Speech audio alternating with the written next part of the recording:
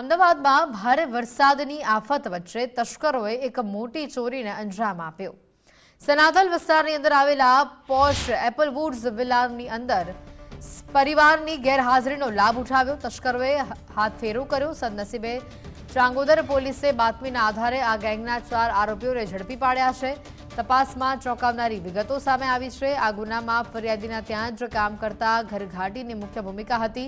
તેણે જ વિલાની અંદર રેકી કરી અને પરિવાર ઘરની બહાર હોવાની જાણકારી પોતાના સાથીઓને આપી હતી। પોલીસે આરોપીઓ પાસેથી સોનાના દાગીના, ચાંદીની વસ્તુઓ, રોકડ રકમ અને મોટરસાયકલ સહિત કુલ 23,70,000 રૂપિયાનો મુદ્દામાલ કબજે કર્યો। પકડાયેલા આરોપીઓ પૈકી કેટલાક અગાઉ પણ અન્ય ગુનામાં સંડોવાયેલા છે। હાલ પોલીસ આ ટોળકીના એક ફરાર આરોપી હરીશ કટારાની શોધખોળ કરી રહી છે અને તેઓએ અન્ય કેટલી જગ્યાએ ચોરી કરી છે તે દિશામાં વધુ તપાસ હાથ ધરવામાં આવી છે।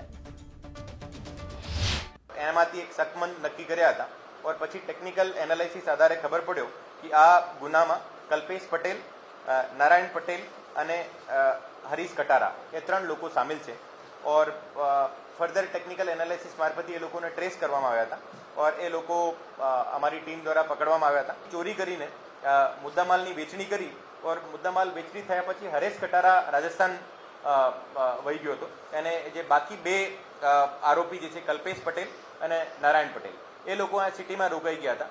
એને પાસે જે કેશ અને જે ગોલ્ડ અને જે સિલ્વર જ્વેલરી હતી એ તમામને લઈને અહીંયા વેચવાની પ્રયાસ કર્યો હતો।